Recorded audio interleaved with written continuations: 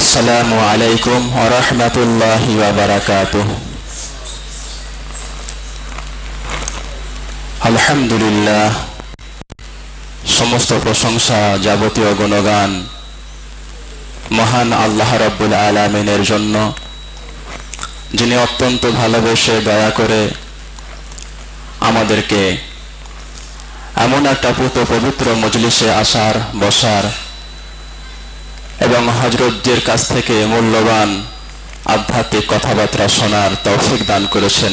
শুকরিয়া স্বরূপ আমরা বলি আলহামদুলিল্লাহ।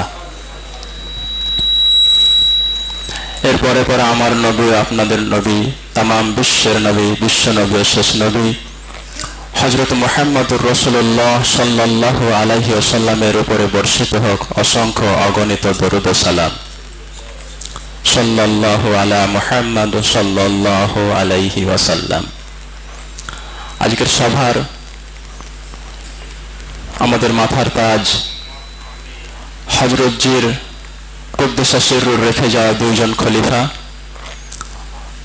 ওলামায়ে কেরাম এবং জ্ঞানী গুণীজন, প্রত্যেককে আন্তরিক শ্রদ্ধা, ভক্তি এবং শুভেচ্ছা ও মোবারকবাদ জানিয়ে বড়দের কথা রাখতে আপনাদের সামনে উঠে দাঁড়িয়েছি।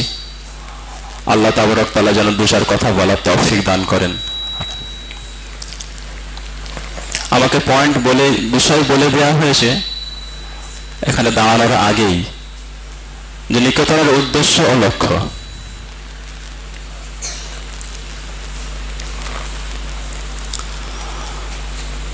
আল্লাহ তাবারক তাআলা আমাদেরকে পৃথিবীতে পাঠিয়েছেন। আমরা পৃথিবীতে আসার আগে রূহানি জগতে ছিলাম প্রত্যেকে। কতদিন ছিলাম আমরা জানি না। আবার এই পৃথিবীতে এসে কিছুদিন থেকে আবার চলে যেতে হবে। সুদীর্ঘ একটা জীবন, অফুরন্ত অশেষ জীবনের জন্য। কোটি কোটি বছর আগে আমরা এক জায়গায় ছিলাম কোটি কোটি বছরের জন্য, আবার কোটি কোটি বছরের জন্য আমরা চলে যাব সেখানেই। মাঝখানের এই অল্প কিছুদিনের জন্য পৃথিবীতে আসা, এর লক্ষ্য আর উদ্দেশ্যটা কি? কিসের জন্য পাঠালেন আল্লাহ? অনেক মানুষ আবেগতাড়িত হয়ে বলেও ফেলেন যে আল্লাহ দুনিয়াতে কেনই বা পাঠালেন? যদি এই পৃথিবীতে না পাঠাতেন, এত রং, রূপ, রস, মোহ, আকর্ষণ এসবগুলোর মধ্যে থাকতে হতো না, গুনাহ হতো না, আল্লাহর হুকুমের বরখেলাপ করা হতো না। আসল উদ্দেশ্যটা কি এই পৃথিবীতে আসার? কোরআন পাকে বহু জায়গায় আল্লাহ বলেছেন। যেমন এক জায়গাতে সূরা মুলকের মধ্যে আল্লাহ বলছেন, তাবারাকাল্লাযী বিয়াদিহিল মুলক ওয়া হুয়া আলা কুল্লি শাইইন কাদির আল্লাযী খালাকাল মাউতা ওয়াল হায়াতা লিয়াবলুয়াকুম আইয়ুকুম আহসানু আমালা। মহা মহিমান্বিত সেই সত্তা, সমস্ত বিশ্ব নিখিলের ক্ষমতা যার হাতে এবং সমস্ত কিছুর উপরে যার ক্ষমতা, ওহু আলা কুল্লি শাইইন কাদির। আল্লাহ যে খালাকাল মাউতা ওয়াল হায়াতা, সেই আল্লাহ যিনি মৃত্যু এবং জীবনকে, মরণ এবং জীবনকে, হায়াত এবং মওতকে সৃষ্টি করেছেন। কেন সৃষ্টি করলেন? ওই মানুষের যেমন প্রশ্ন আমাদের হয় যে আল্লাহ জীবন যেহেতু দিলেন, মৃত্যু আবার কেন দিলেন? মরণ যেহেতু দেবেন, জীবনটাই বা কেন দিলেন? এর উদ্দেশ্যই আল্লাহ বলে দিচ্ছেন, লি ইয়াবলুয়াকুম আইয়ুকুম আহসানু আমালা। যে আল্লাহ দেখতে চান যে তার কোন বান্দা নেক আমল করেন, ভালো কাজ করবেন। তাহলে বোঝা গেল এই পৃথিবীতে আসার, পাঠানোর আল্লাহর উদ্দেশ্য মানুষকে পরীক্ষা করা। আর প্রত্যেকটা মানুষকেই আমরা দেখেছি পৃথিবীতে, পার্থিব জগতে, জাগতিক পদ্ধতিতে, যে একটা লেভেল থেকে, একটা স্তর থেকে আর একটা স্তরে উন্নীত হতে গেলে, উঠতে গেলে তাকে পরীক্ষা দিতে হয়। একটা ক্লাস থেকে উপরের ক্লাসে উঠতে গেলে তাকে পরীক্ষা দিতে হয়। কারো প্রিয় পাত্র হওয়ার জন্য তাকে পরীক্ষা দিতে হয়। কারো প্রেমিক হওয়ার জন্য প্রেমিকার কাছে পরীক্ষা দিতে হয়, প্রেমিকাকেও প্রেমিকের কাছে পরীক্ষা দিতে হয়। টোটালি দেখা গেল শুধু পরীক্ষার পরীক্ষা। এই পৃথিবীর মূল লক্ষ্য আর উদ্দেশ্য মানুষ আসার, মানুষকে পৃথিবীতে পাঠানোর, মানুষের মানব জীবনের উদ্দেশ্য হল পরীক্ষা দেওয়া এই পৃথিবীটা পরীক্ষার জায়গা। পৃথিবীতে যত রকমের পরীক্ষা হয়, প্রাতিষ্ঠানিক পরীক্ষা, সেখানে একটা সিলেবাস পাঠ্যক্রম নির্ধারণ করে ছাত্রকে দিয়ে দেওয়া হয়। আমরা যে পরীক্ষা দিতে হবে, আমাদের কিন্তু সিলেবাস বা পাঠ্যক্রম আছে। সেটা হলো কি, আল্লাহ তাবারক তাআলার পাঠানো বিশ্বকোষ কোরআন এবং মহান নবী বিশ্বনবী সাল্লাল্লাহু আলাইহি সাল্লামের বাণী সমূহ।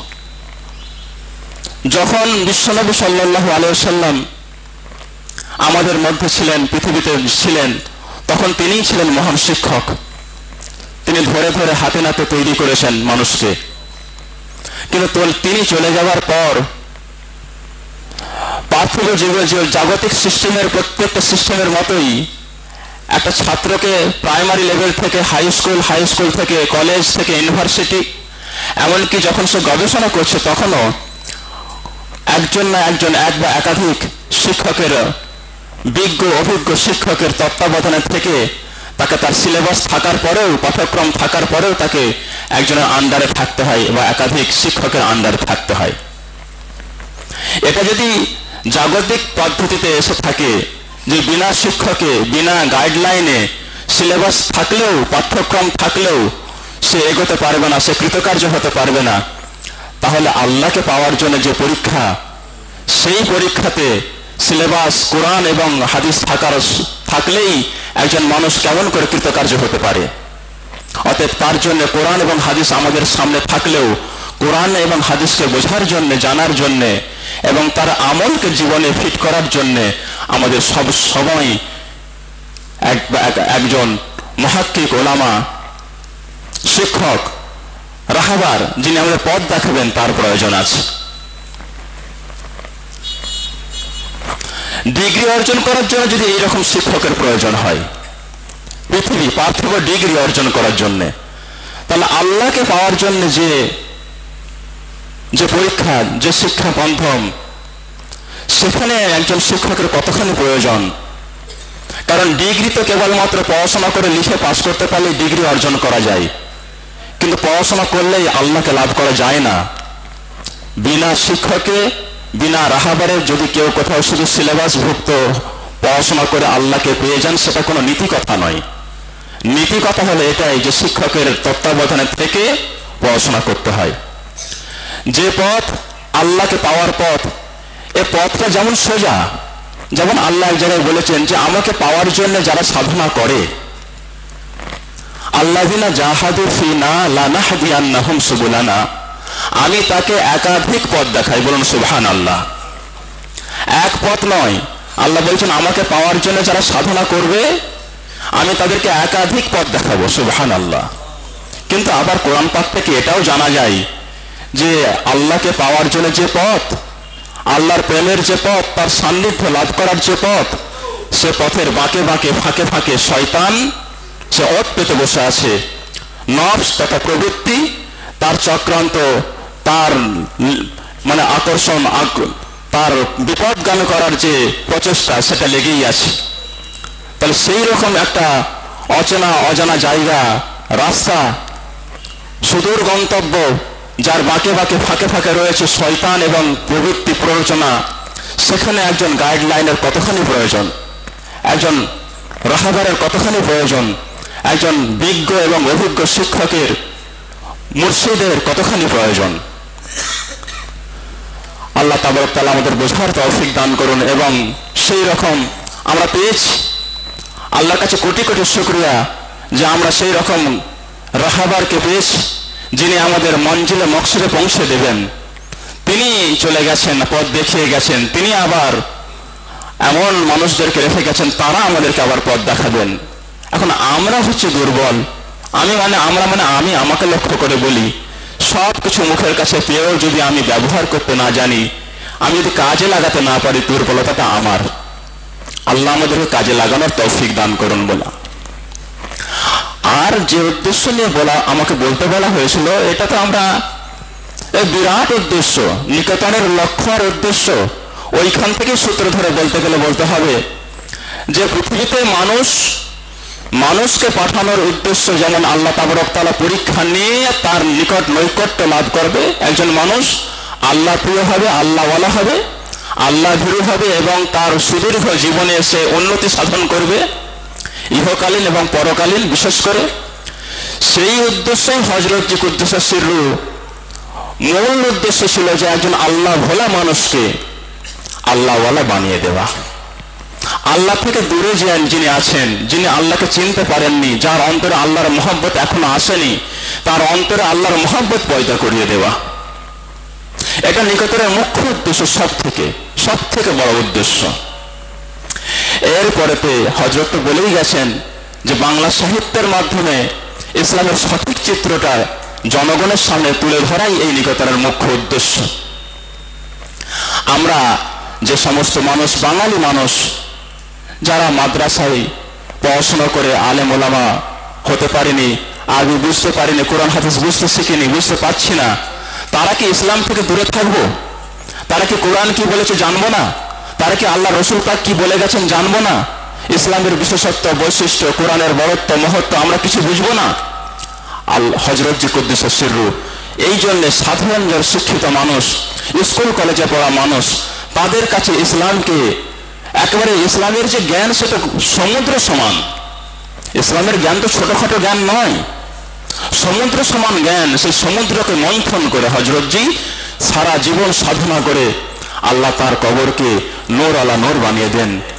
তিনি কি করেছেন, একেবারে সেই সাগরকে মন্থন করে সাধারণ মানুষের জন্য ছোট্ট একটা সিলেবাস করে গেছেন। সহজে আমরা সাধারণ মানুষ সেই সিলেবাসের উপরে পড়াশোনা করে যদি আমরা সাধনা করি, নিশ্চয়ই একদিন না একদিন আমরা মঞ্জিলে মকসুদে পৌঁছাতে পারবো ইনশাআল্লাহ। এই কাজ ছিল হযরতজির। আরো অনেক কাজ হযরতজি করে গেছেন। হযরতের কথায়, তার কাজে, তার লেখনীতে, তার ভাষণমালা যদি আমরা দেখি, সারা জীবন তিনি সমন্বয়ের কথা বলেছেন। আজকে আমাদের সমাজে কত ফাটল, যেখানে আল্লাহ তাবারক তাআলা বলছেন তোমরা এক হও, ওয়াতাসিমু বিহাবলিল্লাহি জামিআ ওয়ালা তাফাররাকু, বিচ্ছিন্ন হও না, এটা আল্লাহর হুকুম। সেই জায়গাতে আমরা ওই হুকুমের, আল্লাহর হুকুমের বিপরীত জায়গাতে নিজেদেরকে আনছি। আজকে নিজেরা বিচ্ছিন্ন হচ্ছি, বিচ্ছিন্ন করছি। হযরতজি কুদ্দুসুস সিররু কি করে গেছেন, সারা জীবন এই ছোট ছোট মশলা মশাল নিয়ে মতবিরোধ করতে তিনি নিষেধ করেছেন। তিনি বারবার বলেছেন এই ছোট ছোট মশলার পিছনে তোমরা পড়ে সমাজকে বিচ্ছিন্ন করো না, মানে আল্লাহর ওই হুকুমকে তিনি আমাদের মধ্যে ঢুকে দেওয়ার চেষ্টা করেছেন। তিনি ইমাম তৈরি করেছেন। সাধারণ শিক্ষিত মানুষ তারা এখানে পরীক্ষা দিয়ে তারা ইমামতি করছে আজকে মসজিদে মসজিদে, বলুন সুবহানাল্লাহ। মুয়াজ্জিন সঠিক দোয়া কালাম পড়ে সঠিক উচ্চারণ শিখিয়ে মসজিদে মসজিদে মুয়াজ্জিনের উপযুক্ত মুয়াজ্জিন তৈরি করে গেছেন, সেই সিস্টেম তৈরি করে গেছেন। আলিমে শরিয়াত, আলিমে তরিকাতের পরীক্ষা নেওয়ার ব্যবস্থা করে একজন জেনারেল শিক্ষিত ছাত্রকে, মানুষকে তিনি ইসলামের ন্যূনতম যে জ্ঞান অর্জন করে করাটা প্রতিটা মুসলমানের উপরে ফরজ। তলাবুল ইলমি ফারিদাতুন আলা কুল্লি মুসলিম, বিশ্বনবীর বাণী। সেই তলাবুল ইলমি ফারিদাতুন আলা কুল্লি মুসলিম, ওই লেভেলটা আমরা কি পারতাম? হযরত ছোট্ট করে একটা সিলেবাস করে ওই ফরজের আওতায় আমাদেরকে নিয়ে আসার চেষ্টা করেছেন, বলুন সুবহানাল্লাহ। তাই নিকটের লক্ষ্য উদ্দেশ্য ব্যাপক। হযরত চেয়েছিলেন যে আমাদের এই নিকটের যে কার্যক্রম, যে পাঠ্যক্রম, এটাকে গোটা পৃথিবীতে ছড়িয়ে দিতে। আমরা পারিনি, আমরা বড় দুর্বল। আল্লাহ আমাদের তৌফিক দান করুন এবং এই নিকেতনের সঙ্গে আজীবন জুড়ে থাকার, মরার আগের দিন পর্যন্ত যদি আল্লাহ তৌফিক দেন, তো আমার উদ্দেশ্য আমি এখানে আসবো, আল্লাহ যেন আমাকে নিয়ে আসেন। আল্লাহ এই বলার থেকে, শোনার থেকে বেশি বেশি করে নেক আমল করার তৌফিক দান করুন এবং যে কথাগুলো বললাম এই কথাগুলোর উপরে নিজেকে আমল করার তৌফিক দান করুন। আর হযরতজির কাছ থেকে, হযরতজিদের কাছ থেকে খাস করে দোয়া চেয়ে নিয়ে দুনিয়া আখিরাতের আমাদের যেন মঙ্গল হয়, এই দোয়া চেয়ে আমি আমার ছোট্ট কথা শেষ করছি। আসসালামু আলাইকুম।